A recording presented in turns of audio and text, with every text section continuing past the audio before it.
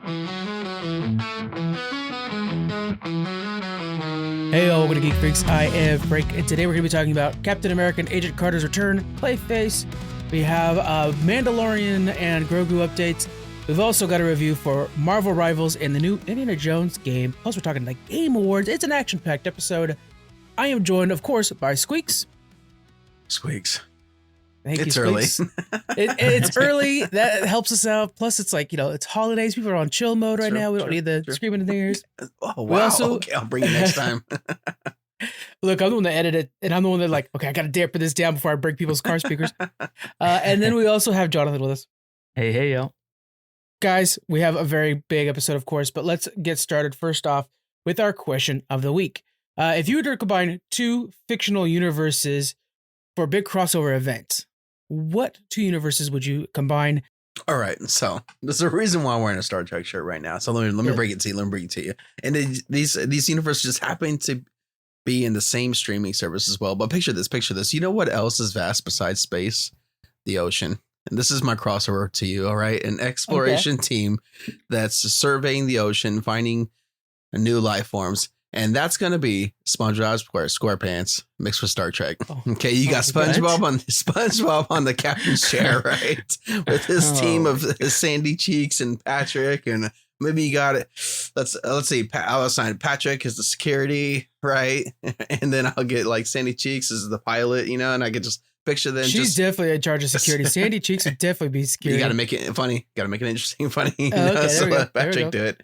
Or Patrick be an engineer, and just mess everything up, really. He's just hitting like a big random wrench on a warp drive.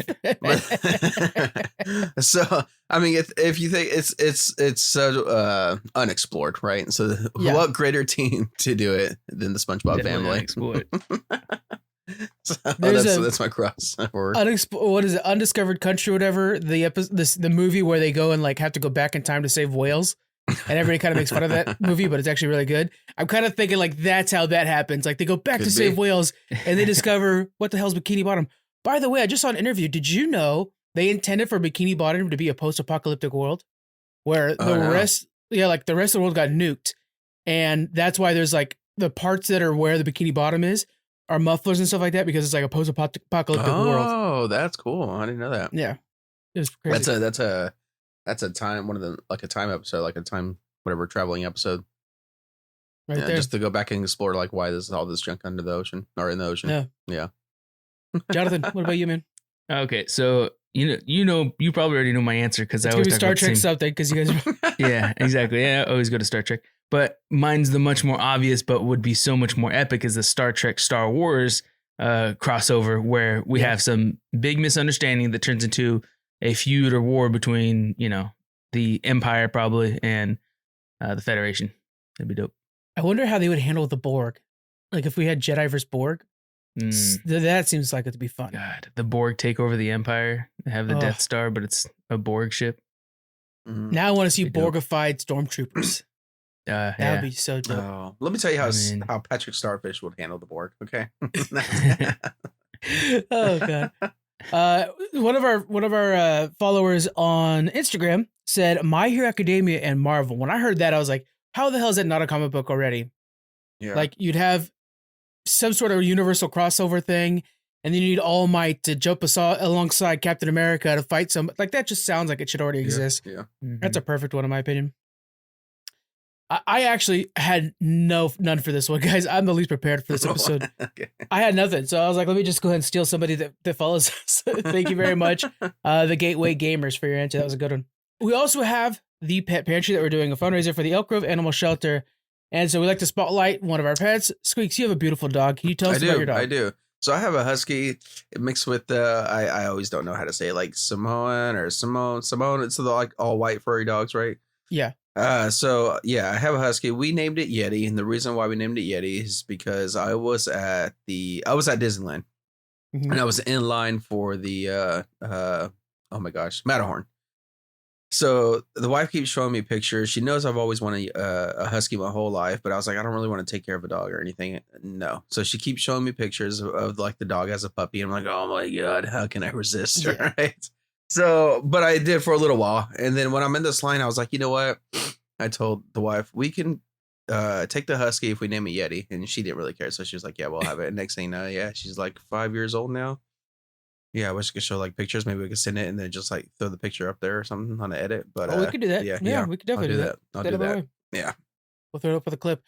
Great name, and yeah, of course, Matterhorn. I love their Yeti, especially the updated version. I think looks way better. Oh yeah. So that's a good one, guys. Head to the links in the description. Help us raise money for the Elk Grove Animal Shelter. I think we're at like $160 right now, which is cool. Okay. That's, I mean, I think of how much dog food that buys. It's amazing. Mm-hmm. And they could really use it. I'm going to be bringing over a lot of dog toys as well. And then if you guys want to buy dog treats to help support your own pets in your life, Beauty's Biscuits is getting 20% off if you use code Geek Freaks. Again, link in the description for that as well. Support a local business, support a charity. It's amazing.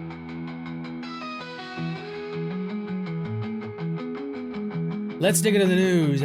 Captain America and Agent Carter return. So we have Avengers Doomsday, and things are starting to cook for that. It's coming out 2026. We found out that Chris Evans, not necessarily Captain America, but I mean, it'd be hard for him to come back as somebody else, and Agent Carter are both returning. That's Haley Atwell, who's Agent Carter, returning for a new Avengers movie.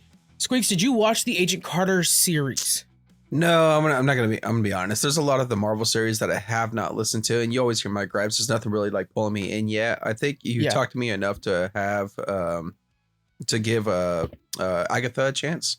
Mm-hmm. So maybe that's where I'll start. But do you think Agent Carter, first season especially, should be something I should check out for this one, or is it one of those things where just kind of hold off or do a season 2 only? I would. There is no another season, I think. But I'm I sorry. would check. Yeah, that's just right. Yeah.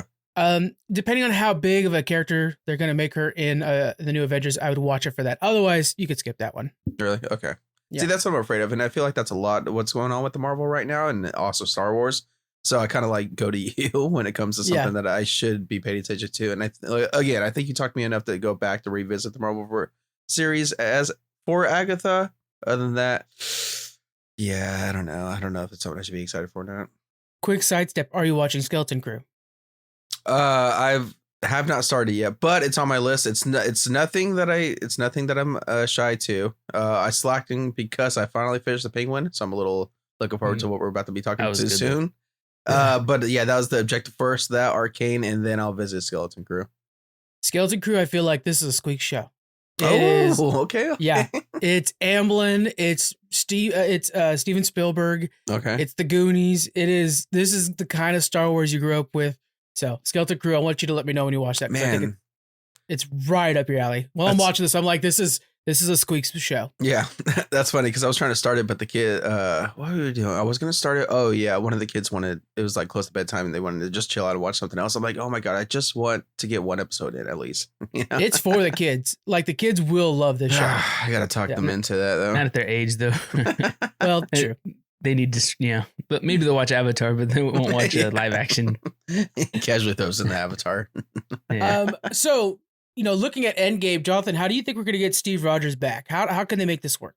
Yeah, well, we see from that, I don't remember how that whole time lapse thing worked, but he comes back, he's old Captain, or he doesn't have that time jump, right? So there's a whole period of his life growing old, when with Agent Steve Carter. Rogers. Oh, Yeah. okay. Yeah, so I think we'll just see them maybe 20, 30 years in their future that we didn't see. That's And cool. There's so much of the timeline that we can watch them grow old together, kind of thing, right? Yeah, and maybe I know in the comics there is a period there where old man Steve Rogers is helping helping Shield. I think I don't know if it's Avengers necessarily, but I know he's helping Shield a lot. So we could have kind of that like Nick Fury-esque version of Steve Rogers where he's an old man who's helping out, and then we have Carter too. So I think it is more likely that we do a time jump backwards. And the thing I'm excited for, like I was like, bringing back Steve Rogers, you have to have a good reason for that because he had a really good send off. It was a beautiful moment on that bench. Mm-hmm. But what I want to see, and same thing I want to see out of Spider-Man, is his reaction to seeing Tony Stark's face on Dr. Doom. Mm-hmm. I think that's going to make for some really good emotional dialogue, and that's what I'm signing up for. I don't know. Or maybe he'll just get like, hey, I've been waiting to do this again since Civil War. Let me beat your ass right now. Yeah. I don't know. What are your hopes for this? I mean, how do we make this not feel like they're just retreading old water? Again, we're bringing back Tony Stark as well in a way, right? With Dr. Doom. So how can they keep this fresh, bringing back all these old characters? You guys have any ideas? Yeah, I think that's honestly risky. Like they can't bring him back and make him young again and say, yeah, we used another, loophole with the multiverse to justify bringing back one of our favorite characters because we know it sells and merch and movies and all this stuff.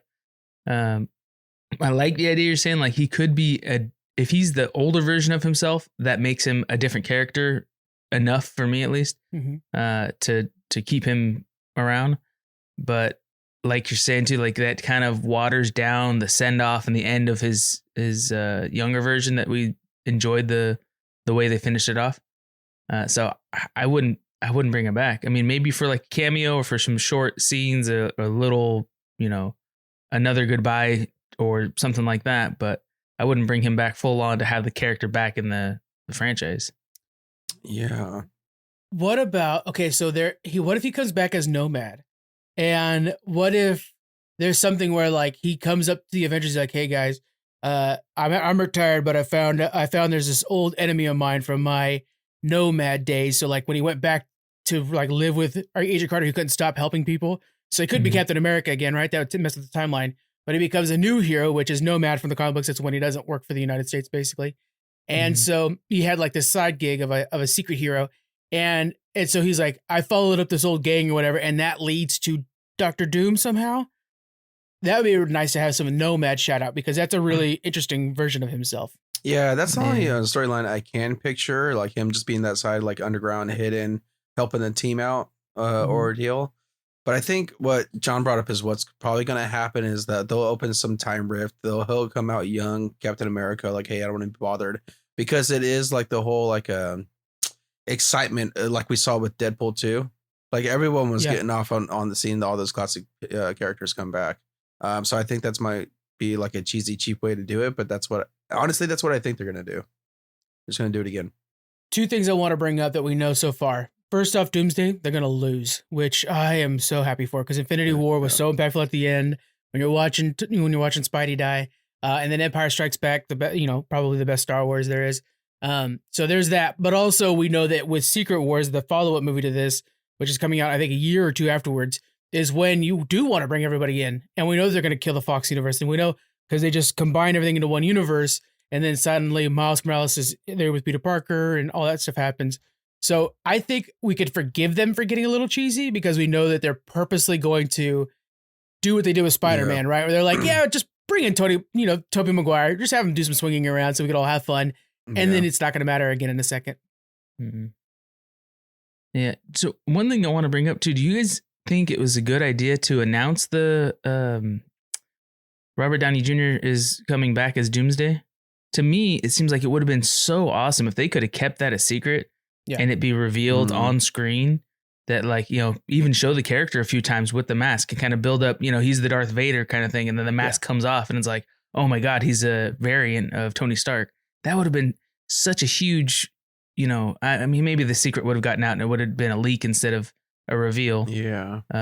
But if they could have kept that as an on-screen reveal, that would have been a huge like game changer to me. Maybe that's what they were afraid of though, is a leak or something. So they just announced it right away. But I think I would be more like, holy crap, that if it was a buildup, like what you're saying, like they kept the secret for a little while and then they announced it as Robert Downey and you're like, holy shit. But maybe it's also just to get the excitement going, right? Because everybody was talking about Robert Downey as a Doomsday, and next thing you know, Dr. Doom, by the way, you guys have said Doomsday a couple times now. Yeah, I'm sorry. I know we're talking about Doomsday. I was gonna let one slide by, then I'm like, okay, hold on, we have to fix this because that kills Superman. That's a whole sorry.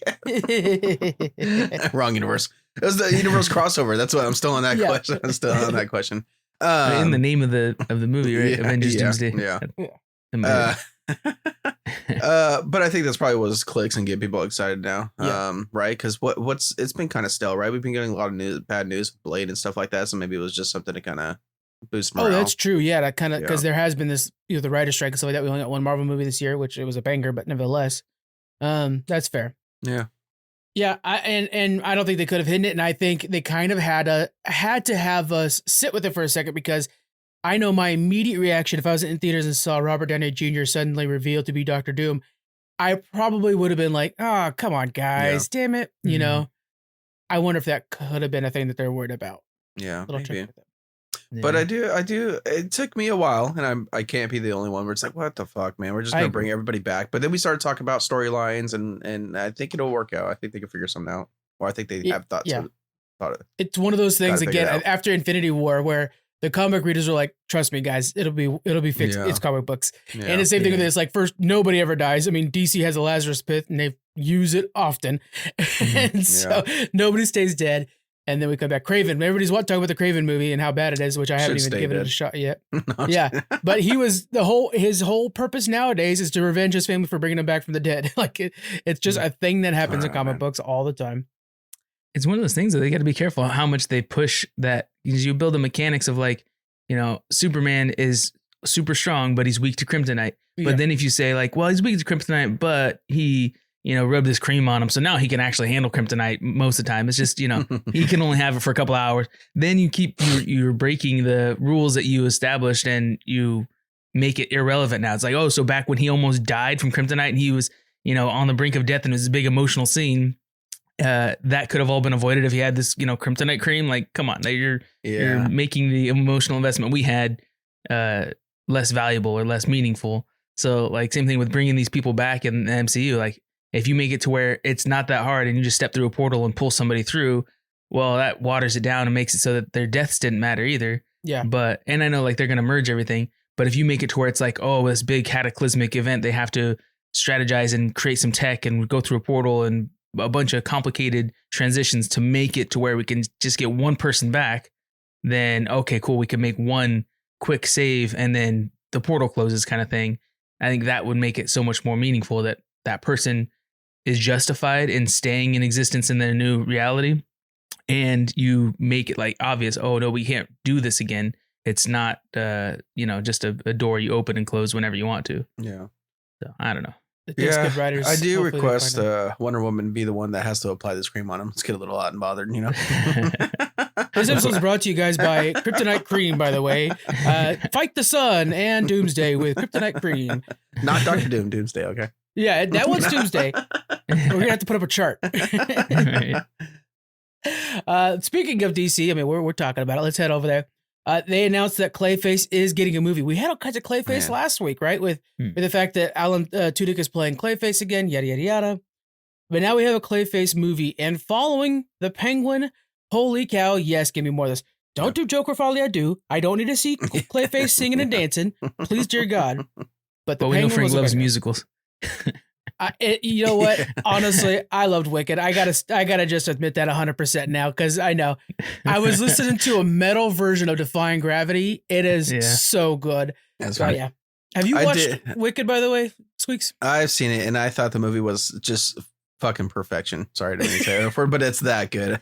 That's how you're talking about. Like, I don't really like musicals and stuff like that. I was like, man, you're the wrong person to talk about musicals. But I thought the movie was perfection. I just came back from Universal Studios yesterday with my whole Wicked shirt on and everything through the park. Yeah. So yeah, I loved it. Loved it. We on Challenge Accepted, which we're gonna do for Geek Freaks next week. For Challenge Accepted, we talked about like what we're most anticipated in 2025. That was pretty high on the list. Is Wicked Part 2. So I'll be hyped. But yeah, okay. Going back to Clayface. Squeaks, you just finished the Penguin series. What are your thoughts on this? Yeah, I did, Ma. Okay, I finished the Penguin. Dude, you wouldn't even know how much I'm like wobbling around the house right now and trying to do my voices.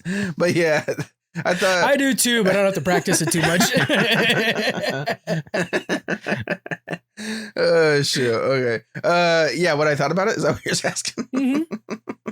About the Clayface announcement based off of what you saw from Penguin. Most definitely. And I think Clayface is going to be an awesome villain to keep up with the theme of how the Penguin was, right? Yeah. And I hope we can continue seeing this universe with multiple characters, because in the Batman it's really dark and grimy. You can make it that way 100%, and a lot of the villains are dark and grimy themselves. So are we having what's the not casting but director like team and all that stuff? We know nothing except for that it's being greenlit, and Jared's going to confirm that. Okay, I'm kind of hoping it just keeps the same vibes as the Penguin and we don't lose too much. I could see this like horror aspect, horror aspect. They could use this for a horror version of DC. Yeah, and what I can see is like actual human, like one of us, and like this. I'm thinking like the start off scene is just kind of like our face like melting, to kind of give it that vibe, and then Do you think if we get like actual like comic book animated series like Clayface, are we gonna lose ourselves a little bit because we're used to the penguin, or are they gonna find a way to keep it grounded and not to I don't know, fantasy-ish, sci-fi, whatever. Him visually himself, you know. Yeah, they go with the body horror thing, like The Thing. You know, I think we have something there that would be really interesting to watch. To me, the thing I'm excited for is if they could twist his actor thing into like a social media influencer, would be more impactful on our current universe. Like we saw the Riddler take social media and use it as a tool to help him in fighting Batman and Gotham. If we see that, you know, Clayface is worried about losing his influencer status on like Instagram, whatever, Gotham's version of Instagram. And so, because the whole point of Clayface is that he's a failed actor, and then like he's, you know, that's part of his like driving to becoming perfect. If it's about that, then I'm like, that could resonate really well with the rest of us right now. Like, it's hard to imagine a Hollywood actor like Clayface portrays back in the 40s when he was first introduced. But today we have a lot of people who live and die by TikTok. Do it that version, and I think that would be a lot of fun to see. Yeah, but it would be interesting to see him change forms to try to fit certain acting like cast that, you know, like, yeah, I think that'd be pretty interesting to see as well, though. Yeah, I think it'd be so cool to see like it's a shapeshifter among us. Yeah. So like maybe if you sit with him long enough, you see his face isn't quite right, it starts to droop or something like that. But when he's really trying, he can perfectly impersonate somebody. So you know, you're well, there's a lot of movies like this. I can't think of one off the top of my head, but you're never sure if the person that you're talking to. I guess they did it in Fallen is one of them with Denzel Washington and John Goodman. That's such a good movie, yeah. But yeah, you never know if the person you're talking to right then is the right person, or if it's this serial killer or whatever. You know, he would be that's hiding in the city. So they're trying to hunt him down, and he's just changing his face, you know, the whole time. So that would be more like a thriller. I kind like of thing. that Would be band. cool. Yeah, because you can really fool us a couple times doing that. Like, you know, so this person kills another person. You're like, oh my gosh, what happened? They're like, oh shit, that was Clayface the whole time. Or the trick at the end was it was always Clayface, and we never knew. You know? Something like that. Yeah. Yeah. The detective you've been following that has been trying to find him was Clayface the whole time. Commissioner Gordon, get a big name. And then also we find out Commissioner Gordon's been tied in a basement somewhere at the very end. That would be amazing. See, And you don't even, the reveal is at the end. You find the commissioner himself. And it's like, wait a minute, this whole time, this guy that we've been following was actually the murderer, and we'd just be seeing two different versions. Yeah, that'd be dope. Yeah. I'm so happy James Gunn decided to keep all of the Matt Reeves version of Batman stuff, because I can't imagine them trying to fit this version of Clayface into this like hopeful version of Batman, Superman thing that they're working on right now. And so it's nice that we have these parallel lines running where it was like, yeah, let's have him be this crazy psycho that has Commissioner Gordon in the basement. I'm glad he didn't do away with it. It's been really good. The Penguin's proof of that. Like that was the best thing out of DC in a long time. So yeah, for sure. I'm down for that. Yeah. Jeremy Allen White, the bear from The Bear, is going to be playing Jabba the Hutt's son, which is Rada the Hutt, for the Mandalorian and Grogu movie. My whole thing is, why are you going to get a damn good actor to be in a big ass Jabba the Hutt costume? Like what a waste. Is that what he's going to look like? That's what I was wondering too. We've seen Rada in the past as a baby, and he's just a ball with like big eyes. He's a baby Jabba. Yeah, it seems like such a waste. I mean, he could have easily been, you know, an adopted son that's an assassin for him, and he's, you know, learning to take over the empire, the company, or something like that. But to just be a little snail-looking slug like the rest of them, like that's seems like a waste, right? Definitely. Yeah.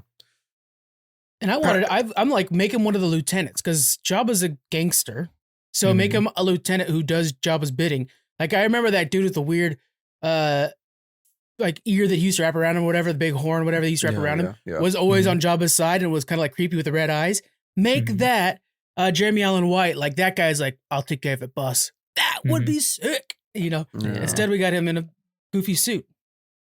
It would be cool though to flush out the Hutt family and their whole empire and the backstories and stuff. I'm sure there's a lot that we can learn from that. But at the same time, as a character, he's kind of hard to work with, I imagine, because I mean, he's just this massive costume. So I don't know how you would explore like him getting on and off of ships and stuff like that's going to be a mess. It's mostly him sitting at his throne and calling out orders. So so the Old Republic, Star Wars: The Old Republic, the MMO. If you go through the bounty hunter storyline, it's The beginning of it is a lot about the Hutt, like gang wars between Mhm. Hutts and stuff like that.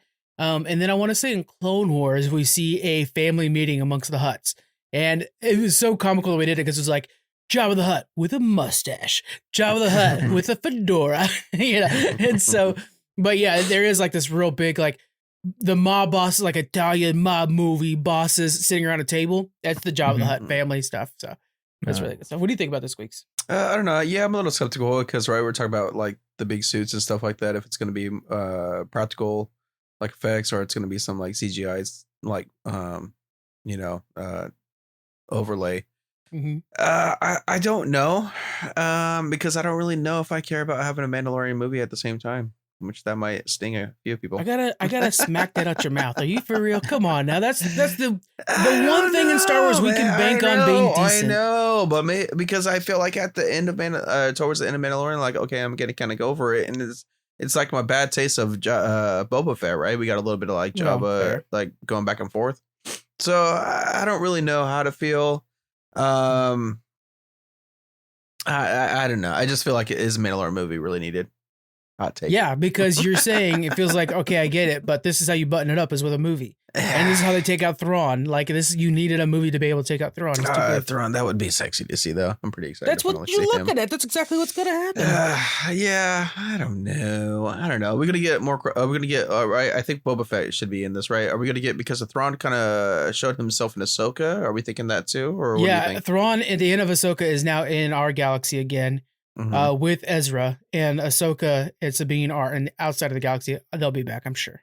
Yeah, you think they're coming for this though? In this, or are we doing straight just Mandalorian ever, or are we doing a bunch of big crossovers? No. This whole thing is presumably, from what I understand, is like the Mandalorian and everybody you've seen in that Dave Filoni verse teaming up, which should be a young Luke Skywalker as well, teaming up to take out the new potential, heir to the Empire storyline. The guy who's taking over the Emperor for the Empire.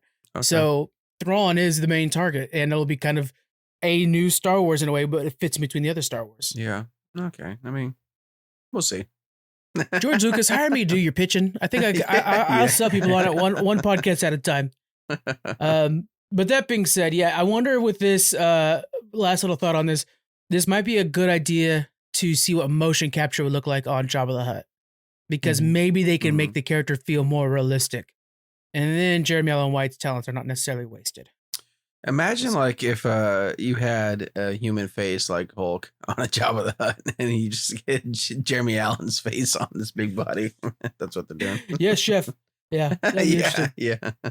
Oh man, that'd be funny. All right, we have 28 years later, the first big trailer for this. Jonathan, what do you think about this, man?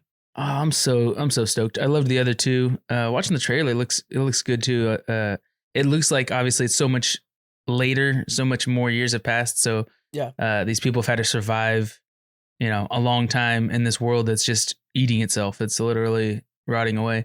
So towards the end of the trailer, I realized it almost feels like you're drowning. Watching it, it's like they're just running out of hope at every turn. Is what it looks like. I was like, man.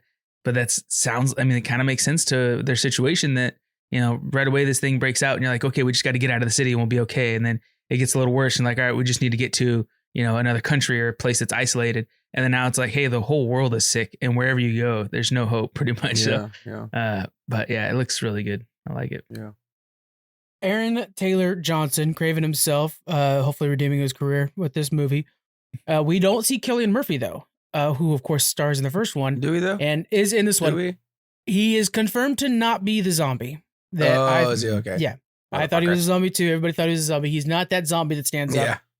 So hopefully he's kind of the leader of a faction, maybe. Mm-hmm. I hate to see him just totally go away. At the end of 28 days later, he has in a really good spot. So hopefully we get to see. But I hope that Aaron can kind of right the ship, because I think Craven was such a flop. I haven't watched it yet, but IGN's already saying it's a 3 out of 10. That's rough because those guys can really love a show for no reason. Just kidding, IGN. We're not. No, you're not. We're not. Invite us to the next IGN Live. I'll throw that out there. So hopefully this will be a good mix. Are you looking forward to this at all, Squeaks? Most definitely. I'm coming off of a crazy Walking Dead high right now. I basically, I think I finished all of them. I think I have the last episode of Daryl Dixon for the season 2, and that I'm all caught up. So seeing this, I was like, yeah, this looks like some serious zombie action. Yeah. Like what John said, there is like no hope. So it does seem like just massive chaos the whole time. It gets you the feels a little bit with that opening with all the children in the room just sitting there crying, watching television. I'm like, oh my God, not the children. And then the blood goes on the screen. But it just kind of shows that how potential this movie can be when it comes to seriousness and just like going on. Like there's no holding back when it comes to all this zombies mess. And I feel like that's kind of been the thing with 28 Days. Unfortunately, I wanted to go back and watch 28 Days in 28 weeks, but due to like some rights, whatever, 28 Days is hard to come by when it comes to just streaming. So I think I have the DVD if you want to borrow it. Same here. I do. I might have to then because I do not. But then, yeah, I can watch 28 weeks easily. But yeah, I'm going to have to borrow that because I do want to revisit these to get myself more amped up for this. Yeah. One of the most iconic scenes is Cillian Murphy coming across the church and suddenly one of them rises up and then all of a sudden he's on the run. And it looks like in a flashback in this movie, we're going to see that church scene from the start. Yeah. When people escape into the church and then they all die in that church. So, yeah. With go ahead, John. The crow that just drops one drop of blood in the guy's eye. Yeah. Oh, man. That was fucking killer. With Craven and this little boy next to him in the movie, because that's just who he is right now. Okay. Yeah, he is. Are we getting like maybe somewhat of a copycat of Last of Us? What do you think? Little, I mean, if it works, it works. Right? It's British Last of Us.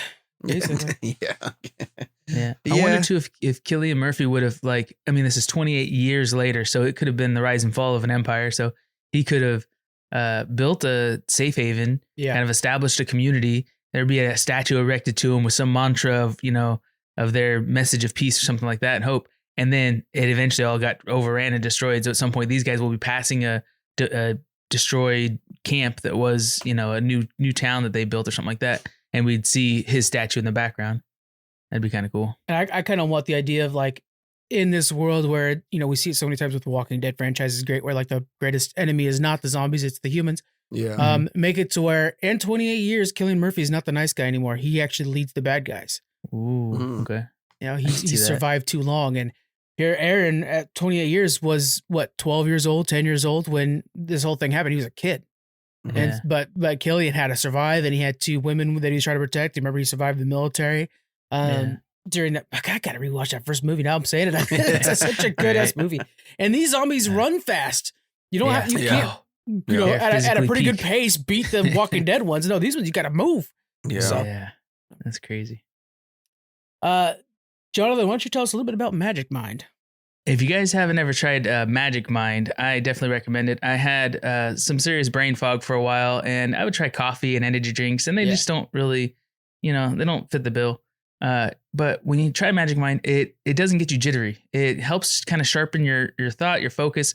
Like if I drink an energy drink and I try to read something, I'm so easily distracted, and it's just hard to sit still when you have that kind of stuff in you and your muscles are tensing up and everything. Yeah. Magic Mind doesn't do that. That's not the goal. It's to just help clear your mind and let you focus. So for reading, for staring at a screen, if you're trying to, game or something like that, definitely try Magic Mind. It will give you the focus you need without all the jitter. I could back that up as well. Yeah. Keeps you calm. It's nice and calming too, while keeping you focused. That's a good one, John. All right, let's go ahead and get into the Game Awards.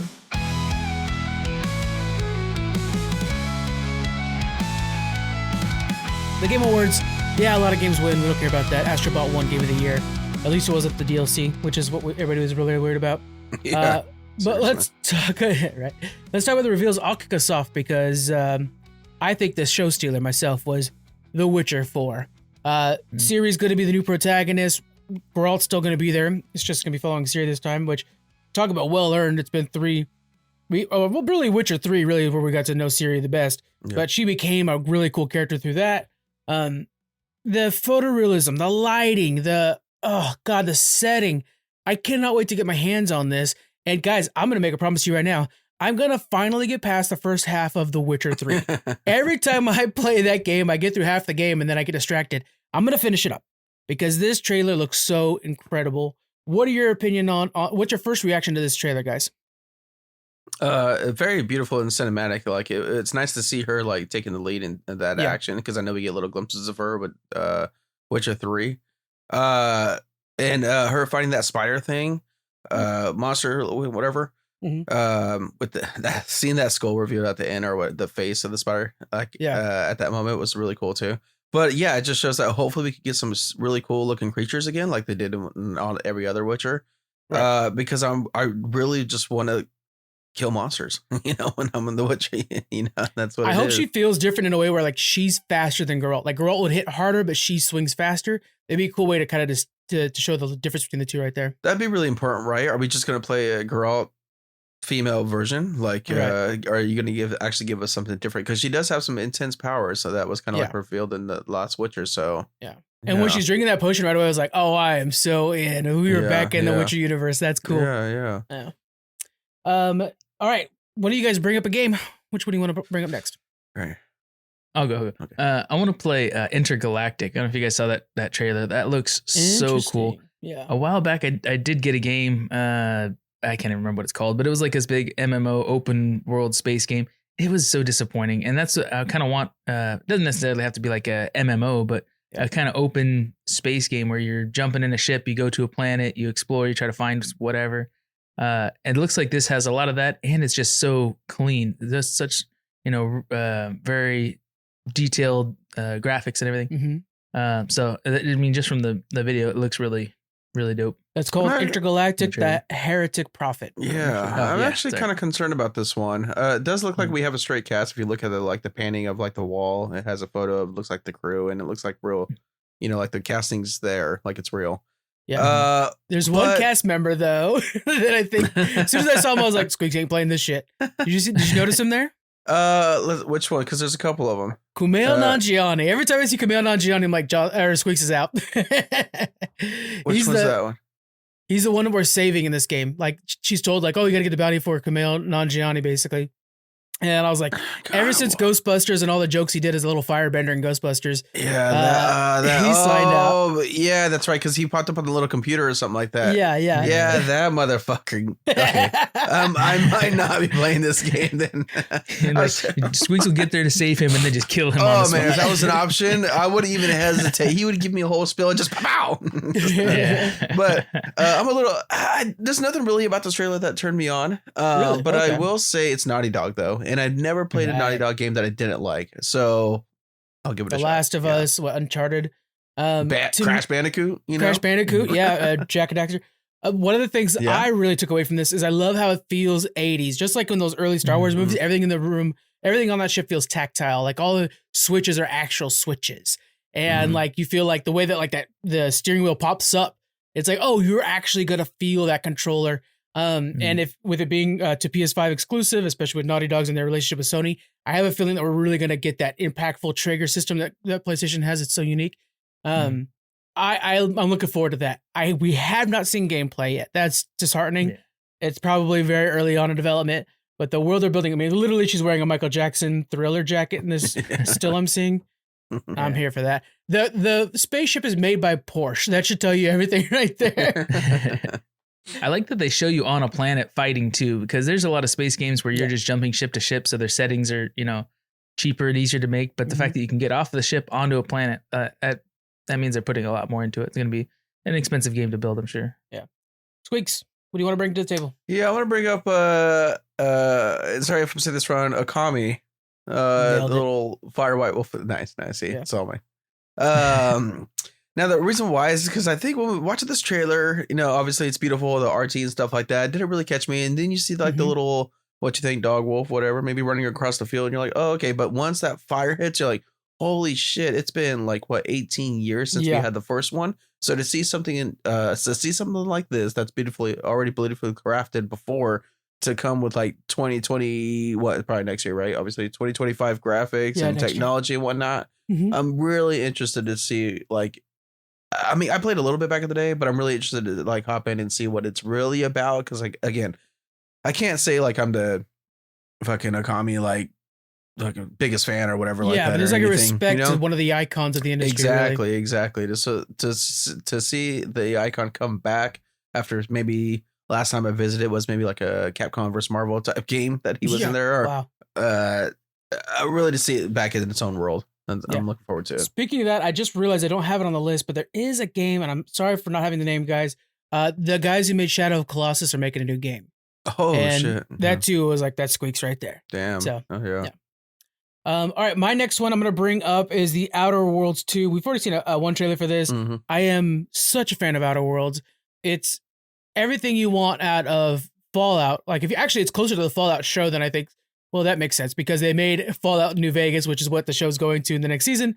But anyways, Outer Worlds, it adds the humor, it adds space travel, and it's just such a fun world to build. And everything that people complain about the first game, which is not a lot of complaints, I want to throw that out there. But one of the bigger complaints is that there's so much dialogue. I enjoyed that because it made for like a very cool story. This one, they right away said like, you're going to be shooting and swinging a laser sword so much more than you did before. So we have the world built. Let's go play in it. I'm down for that. Again, if you're a Fallout fan and you want the best version of Fallout, play Outer Worlds. And it's Game Pass and everything like that. It's really, Strong really fun. statement. Yeah. Honestly, it beats Fallout 4. It beats everything except for New Vegas, which was made by these guys. Yeah, You know? Damn. Yeah. That's high praise. All right. I think my next one's going to be Turok Origins. Mhm. We looked it up and realized it's not made by the original creators of Turok because they don't exist anymore, I guess. Yeah. And it doesn't, it's probably not going to win game of the year or anything like that, but it looks like a fun game anyways. It looks like you're, back in like a prehistoric time with dinosaurs. But they have this like energy tech weapons. Maybe it's like spirit energy or something like that. But a lot of pretty much battling dinosaurs with, advanced weapons. That looks cool. I'm getting a slight Horizon Zero Dawn vibe from it, but of course, it's like the people are more advanced and the dinosaurs are not, when Horizon's the other way around. Looks fun, and we have 3 protagonists instead of the normal 1. And with this being an origin, I'm assuming this is going to be the beginning to a new start to the franchise, a new start to the IP, which I'm all for because, you and me, man, we burnt up a lot of hours on Turok 2. Back in the day. Was it Girly for me? It was one of the guys we always joked about. Yeah. And we see in that one that there was like hybrids, right? These were like lizard people and stuff like that. Or dinosaur people. And here, I don't think I'd seen any like that. It was just more realistic dinosaurs. So what we could be seeing is that there's these, indigenous people that have some technology of their own. And there's an advanced alien race that's trying to create these monsters or whatever from dinosaurs, trying to do genetic development or something like that. And so maybe they're trying to shut that down or break free. Maybe they were captured and they're the test subjects that are getting mixed with dinosaur DNA and stuff like that. So they're having to get out. I don't know. Dino DNA. There's a lot of options, but that'd be kind of cool. Yeah. I love that, Jonathan, because then it kind of was that a Jurassic Park impression like of the yes. And I nailed it, by the way. We don't need to question that. What I love about what you're saying, John, is it changes it from like it starts off with like a dinosaur hunting game, and then it kind of becomes a Doom game, survival. Yeah, where it's just like run and gun through monsters. That feels fun too. That'd be cool. That's a good shout out, John. Jonathan or Squeaks, what's your next one? Yeah, so this is kind of like kind of shockingly my most anticipated game, and that's going to be Split Fiction. Yeah. Finally, someone had the fucking brains / guts to bring fantasy and sci-fi together. Like in one thing. Finally. So what I like about this thing is that it looked like there was multiple types of gameplay on top of already having that potential like couch co-op, hopefully, and then also just online co-op. Yeah. And what I was saying is like you saw some things where maybe one person would be playing this like not almost like side scroll where they're like climbing like sideways, so it almost looks like that side scroll feel, while someone's playing that whole like I guess back camera over the shoulder type thing, whatever, like doing something else. And I like how everything looks like it's gonna feel different because they're mixing the two worlds together. You're fighting dinosaurs at one thing, and next thing you're like on a motorcycle on one level, Yeah. And the worlds are so interesting because it is like technology based, and then the next thing you're climbing on castles or some shit, whatever like that. And then you got a part where you're just playing as pigs for some reason. I don't know. But I like it. And it just feels like it takes 2 on the next level. It's finally that. Right. Yeah. Like I don't know. This could whatever like co-op awards or something. This might be it. And it looks beautiful too. And I like how the 2 characters coming together. One's a fantasy lover, one's a sci-fi lover, and we're putting together one game like Ready Player One or some shit. Yeah. But yeah. That's the alarm to start Jonathan's excitement right there. Yeah. No, and I saw the trailer. It does look a cool concept, but it looks like a cool concept for a movie or a miniseries to watch it. Oh, in the game, I don't know. It has such a deep like setup and story. It looks like to get you into this split reality gameplay. So I don't know if that's going to be it's a lot to build to be able to get started. Yeah. It's so dope because this is like if it's a couch co-op, like, hey babe, we're gonna have to move on from fucking Mario Party. Where I'm gonna teach you how to use this controller right now. Okay. Yeah. Well, but it's start like with It Takes Two. It Takes Two. It's the same company. It's basically a spiritual successor. Have that be your warm up game. And It Takes Two has such a heartwarming story about dealing with divorce and things like that behind this really fun what we're seeing here. So there's probably going to be one of those in this too, like a story of found sisterhood or something like that. Whatever. I don't know. But, could be, yeah. It looks so dope. I mean, one thing that turns me on, I mean, I'm going to say it again. At one point, you're shooting out of a starship, and the next thing you know, you're in a forest, and there's this massive giant cutting down a tree. We're like, it's so unique to me. It feels refreshing. Yeah. It's why they put puzzles in big RPGs, is to break up the story, they always say, or break up the gameplay loop. This one, literally every other level changes. So you're in a fantasy world, then you're right back to cyberpunk, then you're right back to fantasy. And I think that's a funner way to break it up than throwing me in a puzzle when I'm playing God of War and all I want to do is smash things with an axe. Yeah. So my only worry is that these would just be two different skins on the same game. So I hope when you're in one world versus the other, that there's slightly different mechanics that make it feel physically different versus just, visually different. Yeah, but also maybe that's a really good point, Jonathan, but maybe some echoes of the other one. Like, oh, that's right, I learned about this when I was shooting with a frog or whatever over here. Yeah. That makes me better at this gun now. That's interesting. Cool. I'm more excited for this game after this discussion than beforehand. That's cool. Which It Takes Two won Game of the Year for 2021. I predict already this will win it again in 2025, just because they are suckers for innovation, and this feels like it's the most innovative game that we've seen on the list so far. Yeah. All right, who do we have left? Did everybody already bring up their two? I think so, yeah. All right, let's give one more shout out then to Mafia: The Old Country, which if I could just sit down and watch this in a theaters, I probably would. It looks so beautiful. And off of Squeaks' recommendation, I bought the first 3 games. I'm going to play through those when I have a lull in my schedule, which I don't know if that's happening because I already have a lot of other games and now a gigantic new book series I'm trying to read through. So, but Mafia: Old Country looks beautiful. Yeah, I'm hoping it kind of like stays with the 1 and 2 Mafia type feels, where it actually feels like you're in a Mafia instead of that Mafia 3 one. You just feel like more of like a gangster type thing, but solo gangster, I guess you could say. That's what kind of killed me on number 3. But even though I enjoyed playing 3, it just didn't feel like I was in that Mafia. So hopefully it takes us back to that. I kind of like Assassin's Creed, like bring me back to the Creed. No. And I think that's kind of what they did, right? It's the old country, like they're literally bringing it back to founding. It looks like it for sure. Family. Yeah. There's a lot of games like that too, and we could probably even do a top 5 of game stories or I guess stories from games that could be made into a movie or miniseries or something like that. Yeah. Because I don't even mean like get full-fledged actors and cast them and stuff like that. Take the content you already have made, maybe add 10% more for transitions and stuff like that, and the expenses of building it together, but slice it together into a full-blown film. Let's watch it as a movie. It doesn't have to be expensive. It could be even released free on their own streaming services or something like that. But like, I think a lot of people would, especially after playing the game, want to sit down and watch it, if not for themselves, like, hey, watch the movie on this game I just played, having their family enjoy it without having to play it too. Absolutely. Yeah, everything Overwatch for that one. Definitely.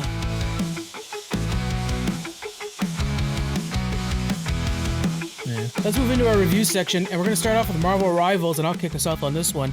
I am a Jeff main, and I won't hear any bad mouthing about it. I'm so tired of people on TikTok getting mad at us for saving the day, I will say.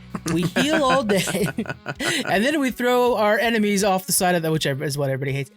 No, I am enjoying this game so much. Again, very much Overwatch with Marvels, and there's a whole argument going on, like, oh, the only reason it's successful is because it's Marvels. So what? You're right. Okay. The fact that I'm fighting alongside Iron Man and the Winter Soldier makes it better, okay? But also the characters are well designed, and I think there's a big variety of them. And there can definitely be an argument where Blizzard might want to talk about lawsuits, because when we talk about these characters and I'm playing with Squeaks or somebody else, it's always like, oh yeah, that character, yeah, that's Orisa and Reinhardt. You just name the characters that they stole the abilities from. Like, that's the shield from Reinhardt, and that's have fun with it. And you're like, okay, yeah, Doctor Strange, and it's fine. That's not for us to fight. Oh, we're having fun with the game. I'm having a blast with it. The skins are solid. The mission table thing, where like you're kind of like doing these little missions for the players that enjoy it, that's a really good. I don't care enough to do that part. But I am overall enjoying it. The mechanics are a lot of fun. Squeaks, you're putting a lot of hours into this game. What do you think? Yeah. No, I'm having a blast with this game. And like you said, what they did was find, I'm essentially got characters from Overwatch, but match them together into one. So for example, I'm having a good time playing as Mantis. If I'm playing support, she's very much is one of my favorite characters is Kiriko mixed with, what is it? That beefs you, I would say like a Zenyatta ult. Okay. And then as she's putting healings and buffs on you, like if you were to be a Mercy, so if I buff your damage, but I don't have to have a stream of like a beam connected to you to make that happen. So I'm like, dang, that's so much better feeling, having these combinations of players. Like you said, with the skins, I think everyone looks phenomenal. There's a couple new release skins that I'm kind of like whatever about, but okay, it's bound to happen, right? With so many different characters that they gave us at start, right? It's not like, what are we talking about? Like 33 characters, right? There's a lot of like little animations that I really like about this. So when you're in the menu or the way you like move your character around to see like a full 360 view, they kind of follow you like their face, a little bit. It's just little things like that that's been impressing me. When you're looking at all your heroes together, you hover over them and then a portrait kind of pops out, but that portrait pops out and follows you a little bit. But at the same time, it's the portrait of your skin that you have for that character too. So you can kind of currently see what's attached to them. It's a little touches like that. Yeah, it is. It's just the dialogue, like really well the polished. random dialogue between characters. I love that where it's like, hey, I haven't seen you since that thing with Thanos or whatever. And I'm like, that's clean. Yeah, I really like it. And then like, and then sometimes too, where you're in Asgard and in your starting zone, Loki's ghost is just flying around you. And depending on who you are, it's kind of like changes whatever the speaking is. I just recently got into one that it was Thor and Loki in the same match. And they were talking like brother. And it's like, I'm not going to forgive you for what you did here. Like, that's awesome when you get those two characters connecting. Anytime I'm in a mission, or not every time, but when I'm with a Hawkeye, Hawkeyes are like, Jeff, Kate's looking for you. What are you doing over here? Yeah. It's like, oh, that's funny that he's referencing his daughter and stuff. Yeah. It's a blast. Jonathan, you're not playing the game. Are you interested in playing it? Yeah, it sounds really good. My computer can barely do this recording and open a web browser at the same time. So do not open a web browser right now. Holy cow. Right? Oh, I know. I did. I was like, let me look up all the characters so I see which ones look interesting. And then it's like, nope. You can't keep recording. It starts giving me that low data stream or whatever. We're grinding in the background. My fans kick up to max speed. John's got a new computer that's being built this weekend, guys. So he's about to be all over Marvel. Pile of parts next to me. There you go. But yeah, you know what? One thing that this thing does, I look forward to actually, because it's tied into Marvel, so characters that we love. So I think we're going to be connected or wanting to connect with a specific character that we really like. So it not forced because it's willing to actually learn how to use that character instead of like Overwatch where like there's no like emotional attachment to it. So when someone comes new, you're like, oh, okay, whatever, I'll try it out a little bit. And then if I succeed, successful with trying that character, I'll continue to play him. But that's why like an Overwatch, like that Maui character came out, I already forgot because now I'm only caring about Marvel Rivals. Yeah. The Maui character came out and I do phenomenal with him now. And so I love playing with him. But this is like, okay, well, hey, I really like Black Panther. I got a skin for him. I'm going to keep like doing rotations with him until I get good. It's and it rewards you for that too. You unlock certain things the more you perfect the character as well. Yeah. I like that because I just actually unlocked the spray for Hulk because I've been like Supermaning Hulk the whole time. And I didn't realize that until I got that initial unlock. So I was like, oh, no way. If I get, shielded so much damage, then I get another like it's kind of like that proof of like, yeah, I'm a badass. Fucking I put time in to this specific character, Yeah. And you're saying like you have a history with these characters because you've seen them and all this other stuff. So you want to play like, oh, I really like Iron Man. I may suck with him, but I want to play him enough to get good with him because he's my favorite character from the MCU. Exactly. Yeah. Mine was like Hulk, and then it came out with World War Hulk skin.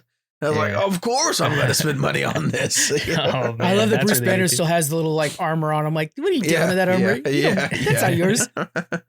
Is there any character you guys think is missing or something they should change? Anything that you would change in the game? Let me jump in on that real quick, Jonathan, because we have leaks for upcoming characters. So we have Human Torch, Ultron, Mr. Fantastic, Invisible Woman, The Thing, and Blade. And Blade sounds like he's going to be the first one because we already have an actual model for him. So those are the new characters that are eventually coming. Anybody missing on top of that? It's hard to say. They have basically the entire Guardians of the Galaxy. I was just going to say that. Yeah. probably get Cyclops in there. I think would be a very fun one to play around with, especially if you can get that dashing move he uses in the first episode of X-Men 97. That would be incredible. Do they have Yondu from Guardians of the Galaxy? With this little arrow? what a great, and they do great deep cuts like that. That's a good That'd be one. Cool. That'd be a fun one. I think I mean, the mechanics between the arrow would be pretty tricky, probably. Yeah. For it to be flying around as fast as it does. Maybe you some just, bullet or something. Yeah. Yeah. And there you go. You target like 5 guys and it hits them all real quick. Oh, I want to see that now. Dope. Yeah. Yeah, it'd be cool to see like what do we have lace of right now, like what universe, and then kind of go from there. So like if you think of X-Men, we got Magneto and Wolverine.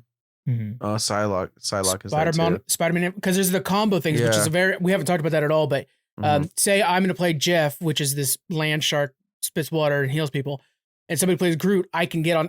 There's certain combos where I can get like on his back, and I take reduced damage because of him, and then I'm a turn on his back. So there's certain combos like that. Like if you play Venom and Spider-Man, Venom will release symbiote, whatever, from his body. Thank you. If Venom's in the room with him and stuff like that. So there's kind of combos. Yeah. So that's what you kind of want to think of things that are going to work well with each other. Like if you have Black Panther, which I don't think there's anybody with him, if Shuri's with him, maybe there's a thing where him and Shuri or him and Killmonger do like a combo move together. Yeah. There's a lot of, what I like too is there's a lot of passive abilities as well. So if I'm playing as Hulk, I give a boost to Iron Man and I think it was Doctor Strange, something, but they're shooting like a little like gamma damage on top of it. So I like that too, that it just doesn't have to be something where you have to connect with each other, that it's just something that's already working in the background. Yeah, if there's a Luna Snow in the room, then as Jeff, I do ice damage, which does a lot more damage. So I'm always excited when there's a Luna in there. And if there is a Rocket, then me and him both do more healing together. Yeah. So pretty cool.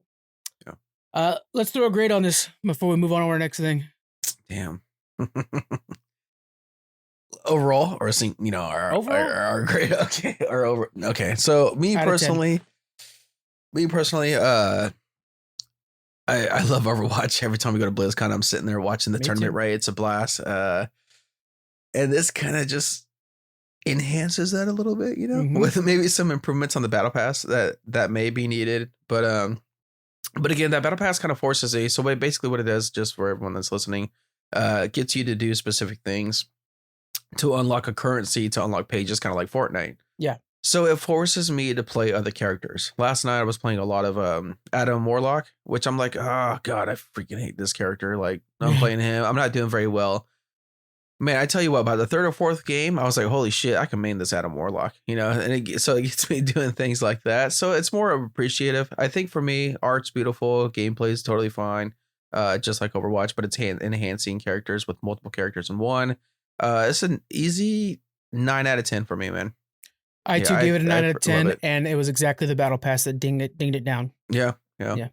I fully agree with you. Yeah. Check it out, guys. And last night at 5 on Friday, we did a in Discord play thing. So every so often we'll be doing that. Come and join us, guys, and I'll heal you up as Jeff the Shark. Squeaks has been busy for the network, guys. He's been writing articles.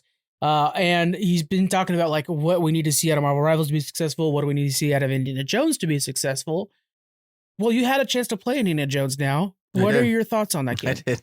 The chance is there. It's successful. So this game literally feels like I'm watching a movie. So it takes place during the time frames of the movies, like after the fact of Raiders and Lost Ark and whatnot. But the thing is that it truly feels like, am I playing a game or watching a movie? So now it starts off fucking perfect. So have you played any of this yet, Frank? Not yet. Marvel Rivals, man. I'm telling you that. In the Pokemon TCG app, I'm busy gaming world. So this thing did what was just like a brilliant idea, is that it recreated scene by scene of Raiders of the Lost Ark opening as your tutorial. Yeah. Oh my gosh, right? It was like so awesome to visit that. And then it's like, okay, cool. Here's something to kind of like nostalgia. And then, okay, now we're moving on to the news story, which is, again, little quick synopsis. Someone breaks into your university, steals this mummy cat. And Indy references him to a giant because when you break in, he's a really tall guy. Gets beat up by him, and that starts the journey. Indy cannot not just... It's not that it's the fact that it's stolen. It's like, why was it stolen? What was this mummy cat? Why was this mummy cat so important? And that's where your journey begins.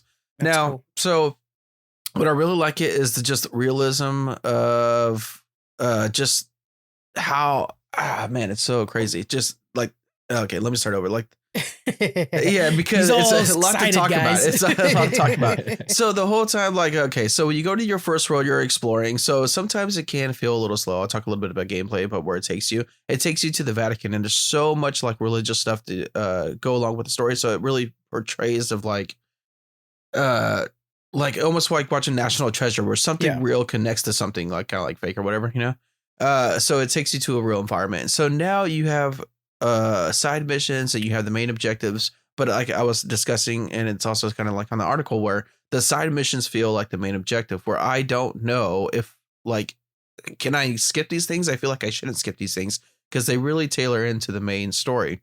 Now, why I say like it feels so mashed together is that the side missions are very cinematic as well when it comes to like, hey, I had to save a boy out of jail, and I was not expecting to see like a cutscene for it, you know, because like World of Warcraft or anything, you just gotta like, hey, fucking make an egg, you know, like okay, here you go. And cool, the side XP, mission's move only on. value is in making you a little bit stronger, not actually adding to the story. Yeah. No, so this feels like I cannot go forward without doing like these extra explorations.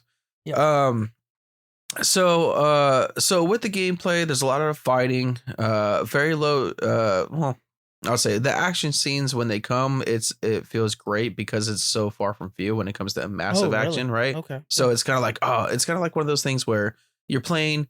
Okay, I'm enjoying the exploration. I'm enjoying the treasure finding, the puzzles, and then when the action comes, you're like, oh yeah, that gets the juices flowing again, right? Yeah. Very cinematic. So that's still there. So it's kind of like an indie movie in forms of, like I think of Raiders and the Lost Ark, and they had that bar scene, right? Yeah. But so much beforehand was like going through the temple and kind of building that story, and then you get a little action. So that's what this is doing. Troy Baker just literally transported me back to what, 70s or something when the original movie came out. I can't recall. Is 80s. It older than that? Goodness, Troy 80s. Baker is amazing.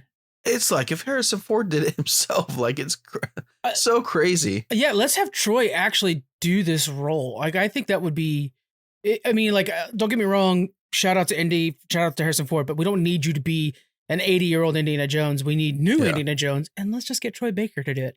Yeah, why not? Yeah, he's got to do the voice though. I got to hear the voice. Yeah, he's awesome. But yeah, gameplay. So anyway, you're going like treasure hunting. That always feels great, right? So to look for things, it's really difficult. There's also a mode that kind of like gives you little hints here, or whatever, because the exploration is intense. It's like you're looking through all the nooks and crannies to try to find something that might maybe open up the next thing. Mm-hmm. But it's very much like going through a cave and you climbing through things using your whip to get to higher areas or swinging across. Cool. Yeah. Fighting again, there's a lot of sneaking around, but you can use your revolver. You don't get very much ammo, so it's more of like a save it for when really needed. Yeah, add some anxiety to your choices. Yeah, exactly. So I think there was one part where there was like 6 or 7 guys. And I'm like, you know what? Screw it. I need the blood flow going. So I just pulled that thing out, and it's a lot of one shots. And I don't know if that's just like a difficulty thing or something. Yeah. Or that's what I thought. Or if it's just like more of a realistic, like I'm not playing Call of Duty, you know. And maybe that's why the ammo's so limited. Yeah. Maybe that's why it's so limited, the ammo. But a lot of fighting, a lot of whip action, a lot of disarming with the whip. With that, you use a lot of objects. I actually knocked out somebody with a fly swatter and got an achievement for it. Okay, so I'm not sure how that works, but whatever. But what I like about the objectives too, if you drop it like a glass bottle, like you just want to switch out or whatever, and you drop it, it breaks, it alerts people. Even when you step on something, I've stepped on glass before. You're like, what the fuck? Like now I got to look down at my feet. It's so realistic when it comes to just like maneuvering and sneaking around and stuff like that.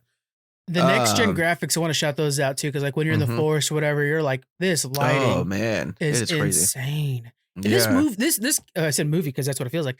This game is not getting the hype it deserves. I feel like it's Xbox's fault fully because come on guys, but man, this thing looks so beautiful. Yeah, it's great. I don't know. It's Indiana Jones. It's kind of what I always wanted when it came with Uncharted. Yeah, and maybe like a Tomb Raider because we always wanted like a perfect Indiana Jones game, and this is it, man. Like, yeah. Like if you want, if this is what you always wanted, man, this is it. Like if you always wanted Indiana Jones with the exploration and temples and puzzle solvings, this is it. Like you go from changing your costumes to being more fitting in the scene. I don't know. I don't know. There's nothing more to ask for with this, you know. I am gonna get into it. It's also I'm playing Dragon Age, which I am absolutely loving. Yeah. I'm just doing all the side quests and stuff. Nolan North. Okay, I was like, is it Troy Baker? Let me double check. It was Nolan North. My bad. For Uncharted, sorry. But yeah, it does look super good. I think I am gonna dive into that. Maybe even today. We got such I could hear that storm outside. We had such a rainy weekend. It's a great weekend to crack out a good narrative game, and that's definitely what this is. Do you think this is a new franchise for the Xbox that they could keep pumping out games? Oh man. Well, so yeah, okay, so let's think of machine games, right? They just I think they're right, pretty much done with Wolfenstein. I haven't heard of anything like in the works, right? They'll come back to it at some point. But I think with like how I know the hype is low, but the success of this game, maybe it is time to start thinking of like what's the next move for machine games and maybe getting off that Wolfenstein thing. Quake. They also have Quake that they could return to probably pretty soon. True. It's been a long time since we have seen a Quake. But maybe this is it, bringing back that narrative gameplay again, because there's a lot of the just like single, solo players that just want a great story. I'm one of them, and this is what's pulling me away from essentially my rivals in there. So I know what your score is on this. Do you want to drop it? What's your score? Do I want to drop it? You're fucking crazy. No, it stays the same. And the one thing I knocked it down was a little bit more of the action. I am playing a video game. I love the treasure hunting and stuff like that. It locks me in when you're like opening a new cave, like found a new cave and you're going deep into it and lighting the torches and you have to like, hold a, light, whatever, produce light in a dark cave, and it's fun. But I need some more. I need a little bit more. And I don't know if it's because I'm going slow because I'm doing a lot of the side stuff. Or not, but I need to kill some things a lot, at a faster pace. What might help is if some of these little side stories, if they were things you could skip, but they also were like action based, like, if you do sneak into this camp and find this thing, it'll help you later on, but you don't really have to have it. But sneaking into this camp might get you into a gunfight or something like that. Yeah. So you could skip it, but if you want more action, go ahead and do all the side quests and then make it, maybe even go faster or feel like it's faster because you're getting in more action scenes. Yeah. And it could be my style of play, like sneaking around and just kind of eliminating before I really get into that. But you made a good thing where you're walking around and finding things. You have to actually find your abilities. Like if you want to upgrade yourself, you find them through books, and then you have to purchase the more exploration. Yeah. The exploration gives you coins to buy those abilities. So you can go through the game, not find these books. Some of them are like forced on you, really. Find these abilities and never like really upgrade your character, which is something that I'm not used to, right? It's usually like, here's your tree, earn the points and upgrade it. This is different than that. So I like a lot of the new takes, but I need a little bit more of the action. Maybe again, it could be just me going slowly through it, but yeah, definitely 9 out of 10 still. It's just a blast to get indie, to be indie finally. Yeah. Shout out to Machine Games on making a great narrative game. Then that's amazing. Yeah. Something that I didn't think that they were really capable of. Yeah, right. I loved on the Game Awards when we got Troy Baker standing up there next to Todd Howard, who looks like a little guy next to Troy Baker. Todd, you gotta go back to the Shire. Yeah, Todd, we always do a short, but next to Troy, he looks like he could be put in his backpack. And I'm 5'3", y'all. I ain't talking too much smack, but come on, that was great. All right, so I will be playing that. Good shout out, Squeaks. I appreciate the review, guys. Check out our website. Squeaks has got articles coming out there too. The next one is what we know about so far from the Switch 2, and Squeaks will talk about that presumably next week. So come and hang out with us for that. Let's close things up, guys. So across the network, we have the season 12 finale for Outlast podcast. It's comes out on Thursday morning. Check that out. Thursday night. Give me a break. Over on Challenge Accepted, which I'm wearing the hat for, we are talking Always Sunny Christmas, which was, I revisiting that. I was like, man, what a wild episode. Famously, when Frank cuts himself out of that couch and he's buck naked. Oh, that's right. Oh my God. It was a fun one. Over on Lore Master, we're talking about Apani, the first Tauren Paladin, Delaran, a night elf protector who died and then was raised by Sylvanas to fight her own people, and Zaytar, one of the children of Sonaris, who fell in love with the other side and is now a trapped soul for eternity. So check out Lore Master on all your favorite podcast platforms. And then with Fandom Portals, Aaron, who is back and ready to go after he plays football down in Australia, which I just love that he's playing football down there and hearing his stories. he's their quarterback, and he got injured, and he's out for the season. And so poor guy, he's limping around right now. But he's retooling the show with his time that he's had on the mend, and he's getting a new co-host. And what I want you guys to do, if you have any topic ideas that you'd want them to discuss over at Fandom Portals, where they explore fandoms, head over to Fandom Portals on social media, give them a topic idea. Aaron is hustling over there. Poor guy, he's on the mend, but he's doing good. Lastly, we have the Geekies coming up. That's the Geek Freaks Award. This is our 7th annual. Oh my God, 7th annual Geekies. We used to call them the Better Oscars.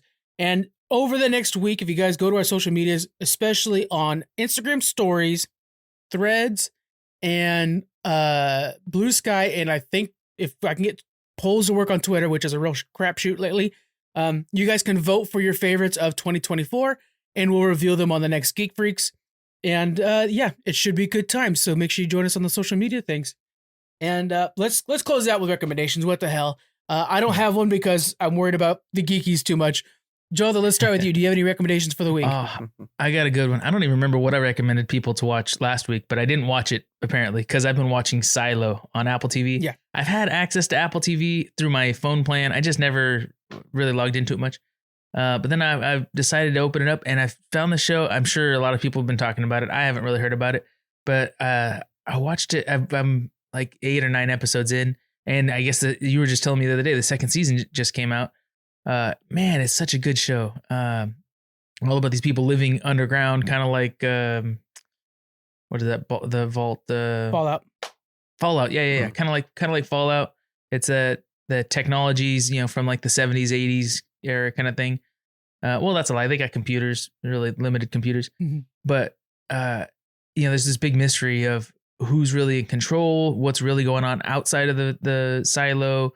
Is it safe to leave? If people say they want to leave, they end up getting, sent out, which is presumably pushed out to their death kind of thing. Yeah. And yeah, it's like they have a very strict structure of laws and stuff like that. But it's kind of questionable of who makes the laws or enforces them. There's a lot of corruption that they're trying to uncover. Very well done, though. Feels like an HBO show. Apple does a great job with that. The visuals of their shows is always top notch. Yeah. So I'm loving it so far. Again, I'm not even done with the first season yet, so I'll let you guys know how it goes after I finish the second season. But yeah, really good, really worth watching. Jonathan, while you're on Apple, please watch Ted Lasso, Severance, and For All Mankind as well. Now that you're finally using it. You gotta pick one. I've tried Ted Lasso. It was good, but it's not worth carrying my phone around and watching. Well, Severance season 2 is coming out really soon, so probably pick Severance. Yeah. And on Silo, one of the main characters, Rebecca Ferguson, the mom from Dune, is on there, and her performance is always out of the park. So I'm watching that for sure. I'm gonna check that out, Jonathan. Squeaks, what do you got for recommendations of the week? Yeah. So I'm gonna take us since I was talking about streaming services with Paramount earlier. I'm gonna take us to Max. Okay. There we go. Mm-hmm. So when you see Max and you turn it on, you see Joker, follow delay, whatever the fuck, and you're like, fuck this. Let me give you something better. Okay. I'm gonna give you Harry Potter, the Wizards of Baking. Okay. When you want a great baking show, okay, this is the one. I'm tuned into it, right? Okay. So Harry Potter freak, right? So I had to bring this up. But you got the Weasley. I don't know. I'm pitching this right now, which is weird. Yeah. You got the Weasley twin brothers, right? As hosting this bake off. But what I really like about every participant, it's teams, don't even know each other. They have to get together. They team them up and they make these insane creations where like everything has to be somewhat like an illusion. Like you have to do a magic trick to it, essentially. Okay. So it's just like it's just a fun little trying to watch. Like if you love Harry Potter and you see these creations being built, and it's just, as a Harry Potter fan, it's just something nice to kind of like not have to like really focus in and just kind of like in the world, kind of like, but not like I have to pay attention to. Basically. Exactly. Yeah. It's kind of like I try, like I say it's my background noise, but really I'm like into it. Like, oh fuck, they fucked up that limit guard. They're out. Honey, what's the matter in the room? It's Harry Potter cooking and I'm pissed off about it. That's good. That's fine. It's 5 episodes out. I think it's 6 episodes total. Yeah, so it's definitely one of those things where as soon as the next episode comes on, I'm in it. So I didn't have a recommendation, but I do want to give this out, actually. What We're Gonna Do in the Shadows, I've said it a few times, one of my favorite shows. They had the series finale this week. It's all done now. This is one of my comfort shows, like Bob's Burgers, where I just kind of have it playing, and it's just something to kind of relax your brain. I think it ended off really well, where it's like the shenanigans continue kind of ending, which I think was a warranted ending. So check that out, guys. It's on Hulu. What We Do in the Shadows. The full series is out now. Check that out too. All right, y'all. That is it for us this week. Thank you for joining us. Again, head to our social medias and make sure you vote for the 2024 Geekies Best of the Year. And we'll see you guys next week. Bye. Bye.